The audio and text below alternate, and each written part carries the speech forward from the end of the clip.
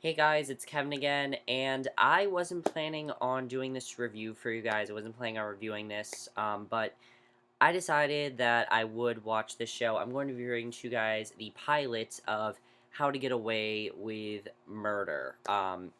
This was the pilot, and I wasn't planning on reviewing this, but the reason I decided to was simply because I felt I was not reviewing enough new shows to you guys. I really wasn't reviewing many at all. I was reviewing Gotham and The Flash, and that was basically all I was reviewing in terms of pilots. So I wanted to watch more, and there are more pilots I am going to watch for new shows, guys. I'm watching Red Band Society. I'm checking it out. I've heard really good things about it, so I definitely want to check that out.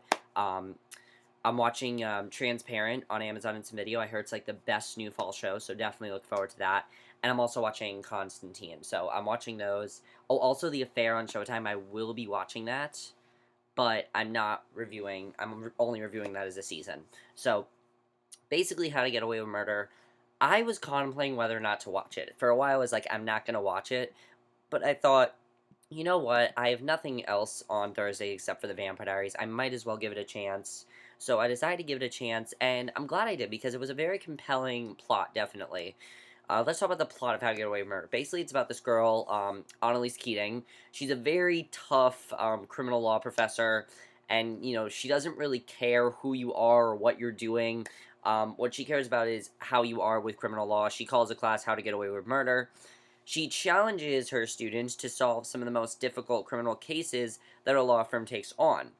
In the end, she picks four people to basically perform a murder, to perform a murder, and basically we find out that those aren't the only secrets they're keeping. And in flash forwards, we learn the price of impressing her might just be too much for some people. Because we see four students that are selected: Wes, Connor, Michaela, and Laurel. Those four people are selected for this, and it's basically that's what the show's about. And overall, what did I think of How to Get Away with Murder? This show is not anything amazing. I'm going to say that right now. It's nothing amazing. It is a good show, though. I enjoyed it for the most part. I was into it. I thought it was a good show. Again, it's nothing amazing, but I enjoyed it. I did. I thought it was a good show. It needs some work. It does. There are some things that I'm not completely hooked with this pilot right now, but let's just get to it because I do really want to talk about it. So we see an open bonfire and a pep rally, and we see four teens in the woods. Those are the four people that were selected, and they discuss burying a body and the murder weapon. And one says that they need a trophy, but they argue about carrying the body across campus in the middle of the night, and they debate off over who will get them caught and what will keep them out of jail. And one declares they should flip a coin and decide what to do, and they flip to decide to get the body or leave where it is. And then we cut to 3 months earlier. And we see this guy riding his back on campus, and he locks his bike up and heads into the law school building. And there are files up for a missing girl named Lila. And he heads into a large classroom, and some students are discussing how nervous they are about the class. And we see a biker guy, Wes, and he plops in the first row. But the Michaela, that's one of the girls, also says seats are assigned, and those are two of the killers that did it. And then we meet the professor, Annalise Keating, who is played by Viola Davis, and she comes in and welcomes them to Criminal Law 100, or she likes to call it How to Get Away with Murder. And she says she doesn't teach how to study the law, but how to practice it like a real lawyer. Now, the first case is to study is the aspirin assassin, and she calls on Connor Walsh, who Connor Walsh. There's a guy named Connor Walsh in my school. So the moment she said that, I'm like, what? Because there's a guy named Connor Walsh in my school. It has nothing to do with this, but like, that was interesting. He rattles off case facts, and another student says the guy's mistress replaced his meds with aspirin. And Michaela says this caused shock, and she calls on Wes, and he asks what the men's real name is, and she says she emailed the assignment 2 days ago, and he says he didn't get it. So she tells him that she spends all day around professional liars and tells him to do better. He says he will wait. He was waitlisted until 2 days ago, and she tells him men ria means guilty minded. And Laurel speaks up and says the intent was to kill, and Annalise says never take a learning opportunity from another student. just because you want everyone to think you're smart. And Connor asks if she did it, and she says to ask herself, and she brings them to see her clients. So she brings them to see the mistress that allegedly aspirin poisoned Arthur, and she says she loved him and would never want to hurt him, and she tells them the trial starts in 2 days and tells them to each present a defense the next day to see if they can beat the ones that she has, and she offers them the discovery files, access to her associates, Frank, Bonnie, and her library. She tells them that this assignment will help decide who comes to work for her. It's the statue of the scales of justice, and she says this it'll get you out of a test. So basically, Wes goes over the case fact in his room, which is largely unfurnished, and a neighbor starts loud rap music, and he groans and bangs on the wall. And he groans over and introduces himself, and then asks the girl to turn it down. And she says no and tells him to deal with it and slams the door. He lies in the bed and looks at claw marks on the wall, and we see the coin toss from the beginning of the show, and then the kids rolling a body. We then go to a flashback, and Michaela says she never agreed to it. They wash the statue off with blood and put it back. They rustle the body up, and it looks like Annaliese's law office on campus, and stagger out of the office. And outside, a campus cop asks them if the car is theirs. They try to conceal the body they're carrying in the rug, and one of the guys says it's his and he'll move it, and the campus cop asks if it's the law professor's office, and Michaela offers to call the professor, but then he backs off at a crowd from the football game, and that breaks loose, basically. So, that's basically what happened there. And at this point, I'm like, this show's good, but again, I didn't feel connected to it at this point. And Michaela says they should offer up Arthur's wife, Agnes, as an alternate suspect, and Wes crosses that one off his list, and some suggest jury strategies and some forensic errors. So Wes crosses items after item off his list, and he has to go last, so he's in a tough spot since his has to be original. So he's really in a tough position there. So diminished capacity and many others are suggested, and finally Anneliese calls on Wes. And he stands and says they should say it was self-defense because Gina has Stockholm Syndrome. And the affair was just one example of his brainwashing. So Wes says in this mirror the poisoning could be self-defense, and he goes to move to the wall of shame, but Annalise moves him to the finals, and then she shows them her approach, which is discredit witnesses, and then introduce new suspect, his business partner Lionel, and then they bury the evidence so the jury can't comprehend anything but doubt, and she says, that's how you get away with murder. She tells him to come to the courthouse tomorrow at 11, and Michaela says she has torts at 11, and Annalise says come or drop out of the finals. So she means business here, definitely. She means business. She doesn't care if she has finals. I mean, that's the thing about her. She doesn't care. So Arthur's assistant is on the stands, and Annalise is crossing her when Michaela comes running in, and she goes to speak to her. Connor asks what that was, and Annalise asks about the pill she saw on the desk, and asks if it was yellow, and she tells her the shirt is blue and asks if she's colorblind, and she says yes, but she knew what she saw. So Annalise says her client takes anxiety medication, and the medicine is blue, and she asks if she saw a blue or yellow pill, and the woman doesn't know what pill she saw. So Michaela explains how she chased down the vision issue, and Annalise is impressed and tells the others to step up their game, and there's news on about Lila.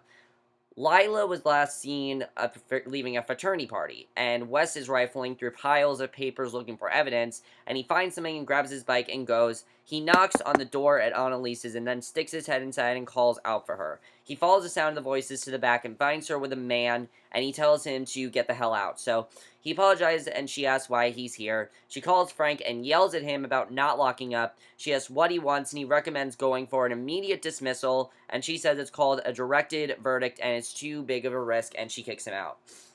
So the kids then are at a gas. So then we go to another flashback, and they're all at a gas station, and Connor is just trying to have some fun. You know, he is just singing Christmas Carol along with the radio, and Michaela's telling him to stop singing. He changes the lyrics to be about killing someone and ending up in jail because he's very worried about that. And here's where we find out that Connor is actually gay, which was surprising. I didn't expect that, but he is gay because he flirts with a guy from Arthur's office, gets some evidence on him, and he ends up basically having sex with him. Well, at least sexing him up, and he tells her that he didn't get it through the most legal of means. So the business partners. So yeah, I definitely thought that was surprising. I didn't expect this character to be gay because I didn't know that the show would do something like that. But I thought that was interesting. So the business partner is on the stand and being asked about moving the mistress to another department. He reads an email about asking Arthur to step down because he was sleeping with employees, and Anneliese makes a very shady move and gets it accepted into evidence. She asks if he swapped his medicine to kill him and gets sole control of the company, and Asher asks how he got the email, and Connor tells them that he doesn't kiss and tell, and the wife parks Arthur in the hall and goes into the bathroom. Laurel also heads in and hides in the stall, and we see the wife touch Gina, and they pat hands briefly. Gina walks out. Wes carries his bike upstairs, hears shouting from his neighbor's place, and a guy stomps out, and he asks if she needs help, and she tells him to go away. So he then heads to a cocktail party, and Anneliese told him to be there. So Asher tells a psych professor that the law school is a dogfight, and it's Annaliese's husband, but not the guy that Wes saw her with. And Wes is surprised. Anneliese walks up, kisses her husband, and glares at Wes to threaten him into silence, and we see the kids hiding from a couple of kids that are making out in the woods when they're trying to hide the body. And this is where I started to have some problems with the show, because at this point, I really felt like it was hard to tell what was a flashback and what was not. It was really hard to tell, in my opinion. So one of them again gets a call from Frank, and the ringing sound scares them away. Michaela asks Laurel why Frank is calling her, and we see Laurel telling Frank what she saw go down between Gina and the wife in the bathroom. He doesn't like it because it makes their client seem guilty, and she asks if he already knew, and he says he didn't say that. She's very annoyed that he might knowingly be representing a guilty client, and he says he guesses she went to Brown, which she did, and he talks about her fake idolism. And he says she'll quit the law as soon as she gets pregnant, and she calls him a misogynist, which he kind of is if you think about it. That's really a misogynistic comment to say.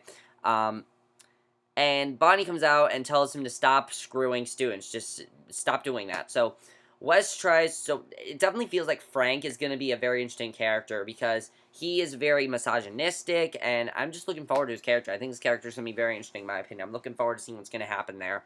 So Wes tries to apologize to Anneliese in private at the party about bursting in on her office, and I thought that was interesting. She tells him she owes him an apology. She cries and tells him she and her husband have been trying to have a baby because, he barged into them having sex. So basically, they're doing all these measures that are making it worse, and she touches him and thanks him for keeping this between them. She runs her hands up and down him and then steps closer. He steps away, then walks back. After he leaves, she dries her tears and looks at herself thoughtfully in the mirror. So that definitely is very interesting. So then Griffin, Lila's boyfriend, holds a news conference about his missing girlfriend, and Bonnie comes in and finds Stan, who is Annaliese's, who basically is Annaliese's husband, watching the news, and he heads up to bed so she can work with Anneliese. And Wes looks at bite marks on his bed, and he finds a bottle of wine outside his door from his neighbor Becca, and he asks if she wants to open it with him. But she says she can't tonight, so she can't do that. And Detective Gill is then on the stand discussing surveillance footage. The prosecutor plays out. It shows Gina buying Social Core, which is a brand of aspirin, and at the store. Later, Annalise screams at Gina for not warning them. She says her one job was to warn them of things like that. Annalise says she's not going to take it to jail. She'll be the shitty lawyer that sent her there. She's furious at her team. She calls Detective Leahy to the team. No one knows who it is. He comes in. It's the guy who was screwing when Wes bursts in. It was the guy she was screwing when Wes burst in, so that was really interesting. And Wes is stunned at this, because Annalise asks where he was 2 nights ago, and he says he was supposed to be there but was not. And she asks where he was, and at home with his wife, who's been diagnosed with cancer, he says he was at a friend's house. She says there's something stranger about the chain of custody, and she says Jill said he got in at 8 p.m. from the store, but didn't log in until 2 a.m., and he says sometimes it takes a little while to log things, and she asks if they ever alter footage to help the prosecution, and they call for an objection. She asks if he's personally aware of any instances, and of doctor surveillance footage. He takes a breath and says yes. Bonnie smiles, and Wes is even more stunned, and Gina gets her acquittal, and Annalise makes a speech about Gina's innocence and that she hopes the police find the real killer. She tells the students it's time to find out who will be joining the firm. And this was basically when she made her decision here. That's when this happened. So she calls Connor for the prize, then she names Asher, Michaela, and Laurel, and she says she decided to hire one more and announces that it's Wes. So you know, that was a very well done scene. I really liked that. I thought, it was really well done, and I liked that that was done that way. So he chases her down after class, and she says the detective is her boyfriend. He says he doesn't want the job if she's buying his silence, and he asks if she got the guy to lie, and she tells him to think carefully because his next action will determine his life and career, and she tells him he can work in corporate law and flirt with chubby paragals or come to work at her firm and make a difference. So definitely there's a lot of tension between them because you can see that he really doesn't want to do this, but he's going to. So I'm wondering what's going to happen there. So guy then knocks on the door of a sorority house to check on the low water pressure. He goes to check the water tank and finds Lila's body. And Stan, who is Annaliese's husband, tells her that she was his student and her body has been found. And she says she's sorry, and he says he just feels bad for her parents. She says she bets the boyfriend did it, and he says he guesses they'll see.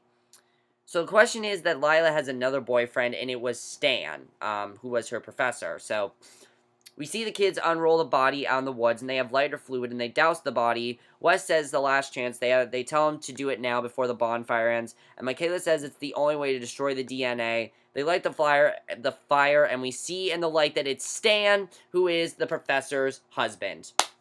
And that was an awesome way to end the episode. I thought that was really cool the way that was done. And, yeah, so overall this show is good. It's really good. Again, it's nothing amazing in my opinion. I don't think this is an amazing show. I really don't. I feel like I want to say it is, but it's not an amazing show in my personal opinion. I just don't feel it is. I will say this, though, about the show. It definitely has a lot of potential to be a very good drama. Now, I don't really like these kind of lawyer shows. This show, I like the mystery aspect of it. This show does have a couple problems, in my opinion. One, I don't like how the show goes from the past to the future. There are issues with that, in my opinion. I personally feel like the way they do it is good, but they do it too much where it's hard to tell if we're in the past or the future. It's really hard to tell where we are, where we're supposed to be. And I don't know where the focus is going to be, if it's going to be in the past or the future. I'm looking forward to seeing where the focus is going to be because I honestly don't know. The acting in the show is really good, but by far the best is Viola Davis. She is fantastic as Annalise Keating. She's very tough as nails sort of person, just very, very good role for her. I really liked her acting in it. Everyone else is pretty good. Alfred Enoch as Wes, there's really nothing extraordinary in terms of acting, but I definitely feel the show is going to get really good. The cinematography is nothing really amazing. The editing is good, but again, there were some scenes that I felt like some of the scenes could have been cut down a little bit. There were some scenes that ran for a little bit long, and again, I don't feel 100% connected to this show. I don't feel 100% connected to this show. I like the show. I will continue to watch it, but I don't feel 100% connected to it. But overall, guys, that's it for my review of How to Get Away with Murder. Again, I'm sorry if this was a bad review, but I tried to do the best I can, because again, I don't exactly feel connected to this show. But that's it for my review. I hope you guys enjoyed it. Let me know what you guys saw of this show. And I will see you guys in my next video, which will probably be, actually, for my review of Transparent, because I am going to watch the season, so I'm probably going to watch the first episode and review it to you guys, and then I'll watch the rest of the season, and then I'll review that after, so I'll see you guys for that. Okay, bye.